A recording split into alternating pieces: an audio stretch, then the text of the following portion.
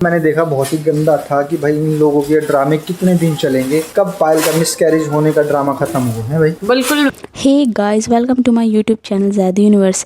Guys, जब से पायल मलिक ने अपनी 4th प्रेगनेंसी अनाउंस करी है तब से उनके फैंस की तरफ से एक बात बार बार सामने आ रही है कि पायल प्रेगनेंसी का झूठा नाटक कर रही है और पायल की प्रेगनेंसी एकदम फेक है। फैंस का कहना है कि पायल की प्रेगनेंसी का ड्रामा अरमान और पायल सिर्फ व्यूज़ और सब्सक्राइबर्स के लिए कर रहे हैं।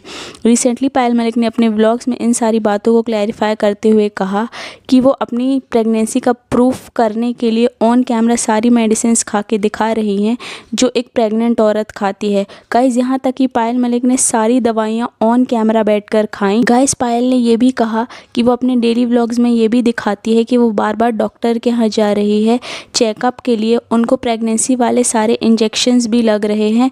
उनकी सोनोग्राफी, अल्ट्रासाउंड, सारी रिपोर्ट्स उन्होंने अपने व्लॉग्स में दिखा रखी हैं। तब भी लोगों को ये बार बार क्यों लग रहा है कि उनकी प्रेगनेंसी फेक है।